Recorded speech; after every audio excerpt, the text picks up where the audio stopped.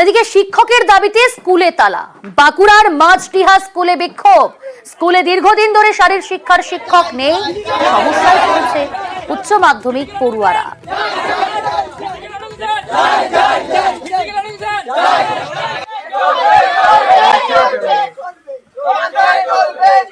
আমাদের সঙ্গে টেলিফোন লাইনে রয়েছে আমাদের প্রতিনিধি প্রিয়ব্রত। শিক্ষকের দাবি তুলে স্কুলে তালা, মাঝডিহা স্কুলে বিক্ষোভ পড়ুয়াদের। কর্তৃপক্ষ অর্থাৎ স্কুল কর্তৃপক্ষ কি বলছে, কি জানাচ্ছে? দেখো, স্কুল কর্তৃপক্ষের যেটা দাবি যে এই মাঝডিহা হাই স্কুল যেটার বিদ্যায়তন রয়েছে সেখানে কিন্তু একাদশ দ্বাদশ শ্রেণীর যে দাবি, সেই যে দাবি মেনেই কিন্তু তারা কিন্তু রিকুইজিশন জমা দেওয়া হয়েছে ডিআই অফিসের তরফ থেকে, কিন্তু এখনো পর্যন্ত তাদেরকে কিছু জানানো হয়নি। এবং এই কারণেই কিন্তু এই ছাত্রছাত্রী যারা রয়েছেন একাদশ এবং দ্বাদশ শ্রেণীতে পড়ুয়া, তারা কিন্তু অনেক ভাবেই কিন্তু হ্যাম্পার হচ্ছে পড়াশোনা। কেননা দেখা যাচ্ছে যে প্রায়শই এই টিচার নেই এবং টিচার দিচ্ছে না ডিআই অফিস, এবং স্কুল কর্তৃপক্ষেরও কিছু করার নেই। যেমনটা কথাবার্তা বলছেন স্কুলের প্রধান শিক্ষক, যে স্কুল কর্তৃপক্ষের পক্ষ থেকে যা জানানো হওয়া সেটা জানানো হয়েছে, কিন্তু এখনো পর্যন্ত টিচার সেভাবে না মেলার জন্যই শারীর শিক্ষা বিষয় রাখার ক্ষেত্রে ছাত্রছাত্রীদের আগ্রহ থাকলেও টিচার না থাকার কারণেই তারা কিন্তু রাখতেও পারছেন না। আর সেই কারণেই বারংবার পড়াশোনায় ডিস্টার্ব হচ্ছে, বারেবারই ছাত্রছাত্রীদেরকে বিক্ষোভ দেখাতে হচ্ছে। এর আগেও একদিন বিক্ষোভ দেখানো হয়েছে এবং তারপরও শিক্ষক মেলেনি, এবং তারপরও সেই দাবি নিয়েই তারা আবার বিক্ষোভ দেখিয়েছেন। স্কুলে তালা দিয়ে বিক্ষোভ দেখাচ্ছেন, পঠন পাঠন বন্ধ হচ্ছে। এক্ষেত্রে পড়াশোনার ক্ষেত্রে কিন্তু একটা অভাব দেখা দিচ্ছে। বেশ, ধন্যবাদ। পড়ুয়ারা বলছে যে সেখানে শিক্ষক নেই, শিক্ষক না থাকার জন্যই তারা এই বিক্ষোভ করছে। তাদের এই অভিযোগ যে দ্রুত শিক্ষক ফিরিয়ে দিতে হবে, অর্থাৎ শারীর শিক্ষার শিক্ষক নেই।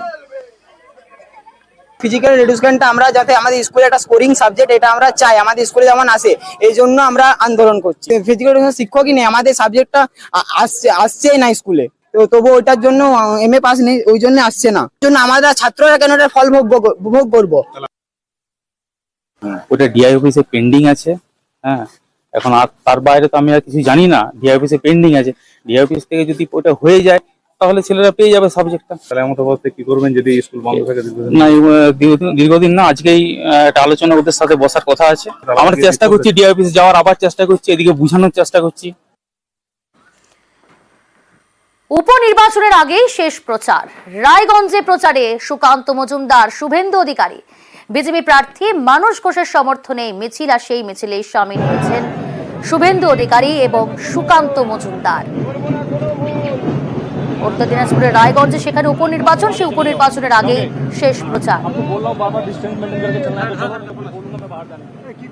আমাদের সঙ্গে রয়েছে টেলিফোন লাইনে আমাদের প্রতিনিধি পার্থপ্রতিম। রায়গঞ্জে প্রচারে সুকান্ত মজুমদার, শুভেন্দু অধিকারী একসঙ্গে, বিজেপি প্রার্থী মানস ঘোষের সমর্থনে এই মিছিল। কোথা থেকে শুরু হলো এই মিছিল?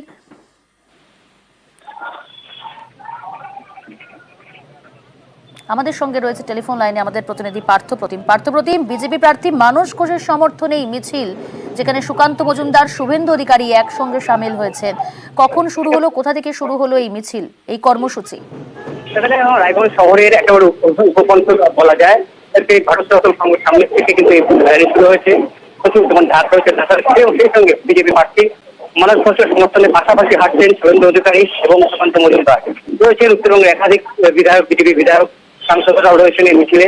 কারণ আমরা জানি যে সত্য সমাপ্ত লোকসভা নির্বাচনে এই রায়গঞ্জের সঙ্গে জড়িত হয়েছে কিন্তু বিজেপি, এবং এই রায়গঞ্জ বিধানসভা সেখানেও প্রায় ৪৬,০০০-এর বেশি ভোটের জয়ের মার্কিন ছিল বিজেপি।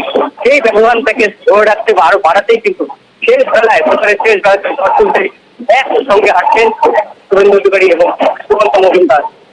দলীয় প্রার্থীর আত্মবিশ্বাস বাড়াতেই তারা হাঁটছেন, এবং এই মুহূর্তে যে র্যালি ভারত সেবাশ্রম সংঘের সামনে থেকে তা কিন্তু একেবারে রায়গঞ্জ শহরের মূল পথ রাজপথ সেখানে চলে এসছে এবং এগিয়ে চলছে এবং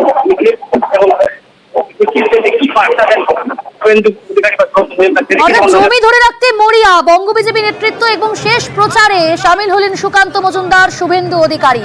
উপনির্বাচন রায়গঞ্জে আগামী 10 তারিখ রয়েছে এবং 4 আসনে কিন্তু উপনির্বাচন রয়েছে। সেখানেই সেই রায়গঞ্জে প্রচারে সুকান্ত মজুমদার, শুভেন্দু অধিকারী পৌঁছে গিয়েছেন এবং ইতিমধ্যে মিছিলে সামিল হয়েছেন দুজনে।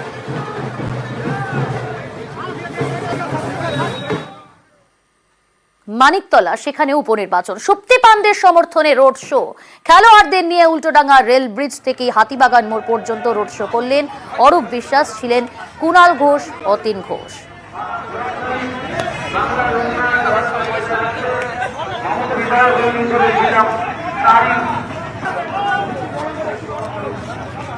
মানিকতলা বিধানসভা উপনির্বাচন, মমতা বন্দ্যোপাধ্যায় অভিষেক বন্দ্যোপাধ্যায়ের প্রার্থী সুপ্তি পাণ্ডে অন্তত 20,000 20,000-এর বেশি ভোটে জিতবেন। আর আজ এই শেষ দিনে মাননীয় ক্রীড়ামন্ত্রী অরূপ বিশ্বাসের উদ্যোগে যেভাবে সর্বস্তরের সেরা ক্রীড়াবিদরা, ফুটবলার, ক্রিকেটার, দাবাড়ু, অন্যান্য সব ক্রীড়াবিদরা নামলেন, এটা একটা ঐতিহাসিক দৃশ্য। হই হই করে যে আমাদের বিরুদ্ধে যারা দাঁড়িয়েছে তার মধ্যে একজন নাকি ক্রীড়া প্রশাসক, তো ফুটবলাররাই এসে বলে দিলেন যে সব থেকে ক্ষতি করছে খেলার, তাকে একটাও ভোট নয়। কোনো অসভ্যতা আমরা বরদাস্ত করব না, কোনো ম্যানিপুলেশন বরদাস্ত করব না। আমাদের কাজের ভিত্তিতে আমরা যেটা পাবো সেটাই বরণীয়। তার জন্য কাউকে জোর জবরদস্তি আমরা তো করবই না, না কাউকে অ্যালাউ করব করতে, না কাউকে অ্যালাউ করব। কেন্দ্রীয় বাহিনী নিশ্চয়ই সাহায্য করবে, তারা তাদের কাজ করবে।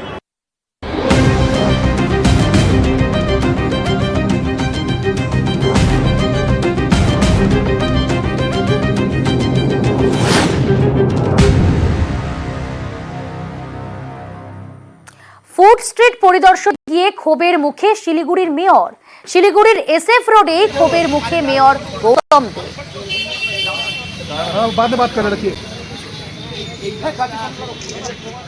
আপনাদের যাদের কথা বলার ইচ্ছা আছে আপনারা আপনাদের অ্যাপ্লিকেশন সমেত আপনারা কর্পোরেশনে আসুন, ওখানে বসে আমরা আরো আলোচনা দাঁড়ান। আমি একটা কথা, সরকারি জায়গাতে গভর্নমেন্ট প্রজেক্ট, গভর্নমেন্টের জায়গা না করছেন আপনারা, যেটা ভালো হবে করবেন, দোকানে ডিস্টার্ব করবেন, দোকানে কোনো ডিস্টার্ব করছে না। শুনুন, ম্যাক্সিমাম আমরা বলছি বেশ ম্যাক্সিমামটা এইদিকে 6-7টা 8টা দোকান, 3-4টা ট্রান্সফরমারের সামনে বড় গাছের বেলার লাইনে ওইভাবে ফাঁকা ফাঁকা করে আমাদের সঙ্গে রয়েছে আমাদের প্রতিনিধি পার্থপ্রতিম। এই জায়গা থেকে বোঝার চেষ্টা করব, ব্যবসায়ীরা আজ শিলিগুড়ির মেয়র গৌতম দেবকে সামনে পেয়ে ঠিক কি অভিযোগ জানালেন তাকে। রাজ্যের 4টি ফুটস্টেট করতে রাজি, অর্থাৎ আমাদের 3টি কলকাতা এবং 1টি শিলিগুড়ি এসে চলে এই ফুটস্টেটটি করা হবে। সেই মতো পরিকল্পনার কাজ প্রায় শেষ দিকে এখনো উদ্বোধন হতে পারছে না জটের কারণে। কারণ পুরো ব্যবসায়ীরা তারা থেকে বসছে, তাদের দোকানের সামনে এই স্টলগুলি বসানো হবে, তাদের ব্যবসা মারতে হবে। একাধিক কথার কথা অভিযোগ জানিয়ে কাজ হয়নি। আসছে যখন মেয়র যান পৌঁছেছিল তখন মেয়রের কাছে তাকে জানান যাতে তাদের ব্যবসার কোনো ক্ষতি না হয়, সেটি যেন নজর দেয় পুরসভা, তাহলে তার কোনো সমস্যা নেই। মেয়রও কিন্তু আশ্বাস দিচ্ছেন ব্যবসায়ীদের কথা বলে সমস্যার সমাধান। বেশ, ধন্যবাদ। এটা গভর্নমেন্টের প্রজেক্ট, গভর্নমেন্ট কলকাতায় 3টে করছে আর শিলিগুড়িতে একটা করছে, রাজ্যে মোট 4টা। আমরা নিয়ম মাফিক সেইটা দোকানগুলোকে আমরা অ্যালট করতে চাই। দোকানগুলো তৈরি হয়ে আছে, সবার স্বার্থ সংরক্ষিত রেখেই আমরা কাজ করব। 15ই আগস্টের আগে আমাদের টার্গেট আছে করে। ব্যবসায়ীরা আমাদের বন্ধু, এরা তাদের বক্তব্য থাকবে সব সময়, আমাদেরও কাজ করতে হবে, তাদের নিয়েই চলতে হবে, আলাপ আলোচনা ঠিক হয়ে যাবে। আমি 40-42 বছর ধরে আমার দোকানদারি করে খাই। আজকে এই ঘুমটি ঘরগুলি নিয়ে এসে রাস্তার মধ্যে বসা হচ্ছে। থানা মোড়ের থেকে জলপামোড় পর্যন্ত কয়েক হাজার দোকান আছে। আপনি বাড়ির সামনে একটা দোকান বসায় দিলে তাহলে আপনি কি করবেন? এটা তো মানা যাবে না। তাহলে আমরা রাস্তায় নামবো। আসানসোল বিশ্ববিদ্যালয়ে টিএমসিপির বিক্ষোভ, কাজী নজরুল বিশ্ববিদ্যালয়ে পড়ুয়াদের বিক্ষোভ, বিভিন্ন মামলাতে তহবিলের 50 লক্ষ টাকা খরচের অভিযোগ। উপাচার্যের অফিসে তালা, তৃণমূল ছাত্র পরিষদে। টেলিফোন লাইনে রয়েছে প্রতিনিধি দীপক। এখনো কি উপাচার্যের অফিসে তালা ঝুলিয়ে রেখেছে তৃণমূল ছাত্র পরিষদের পড়ুয়ারা, এবং ঠিক কি অভিযোগ তুলছেন তারা, কি অভিযোগ তুলে এই বিক্ষোভে সামিল হয়েছে? দেখো, এখনো বিক্ষোভ চালিয়ে যাচ্ছে তৃণমূল ছাত্র পরিষদ পড়ুয়ারা, এবং বিক্ষোভের কারণ হচ্ছে কি বিশ্ববিদ্যালয়ে অ্যাডমিশন নেওয়ার সময় যে ছাত্ররা যে টাকা দিয়ে থাকে সেই টাকা থেকে 50 লক্ষ টাকা বিশ্ববিদ্যালয় মামলা লড়তে, আদালতে মামলা লড়তে সেই টাকা শেষ হয়েছে। যেই টাকার উন্নয়ন হওয়ার কথা, যে টাকা দিয়ে বিশ্ববিদ্যালয়ের বিভিন্ন কাজ হওয়ার কথা, বিশ্ববিদ্যালয় পড়ুয়াদের স্বার্থে ওই টাকা নিয়ে খরচ করার কথা, কিন্তু পড়ুয়াদের স্বার্থে সেই টাকা খরচ না করে বিশ্ববিদ্যালয় আদালতে মামলা লড়তে প্রায় 50 লক্ষ টাকা খরচ করেছে। তাই পড়ুয়াদের দাবি কি পড়ুয়ারা যখন বিশ্ববিদ্যালয়ে পড়াশোনা করতে আসছে তারা কিন্তু বিভিন্ন সমস্যায় পড়ছে, অবিলম্বে তাদের যে সমস্যা কাটিয়ে পড়ে সেই সমাধান করতে হবে, এবং বিশ্ববিদ্যালয়ে আদালতে মামলা লড়ার সময় যে টাকা খরচ করেছে ব্যক্তিগতভাবে উপাচার্য, সেই টাকা ফেরত আনতে হবে বিশ্ববিদ্যালয়ে। এই দাবিতেই আজকে তৃণমূল ছাত্র পরিষদের পড়ুয়ারা অবস্থান বিক্ষোভে বসছে, বিক্ষোভ চালিয়ে যাচ্ছে তারা এখনো। ধন্যবাদ। এরা প্রশাসনের যে ক্ষমতা, সেই ক্ষমতাকে অপব্যবহার করছে। কোনোদিন ছাত্রদের কথা এরা মাথায় রেখে কোনো কাজ করেনি আজ পর্যন্ত। আমাদের যে ইউনিভার্সিটিতে যে রেভিনিউ ওঠে, যা ছাত্রছাত্রীরা অ্যাডমিশনের সময় যে টাকা দিয়ে ভর্তি হয়, সেই টাকা এরা কোর্টে কেস করি খেলা খেলছে। ক্ষমতা প্রদর্শন চলছে, সেইটাকে টিকিয়ে রাখার লড়াই এদের, আর আমরা তার বিরুদ্ধে প্রতিবাদ করছি।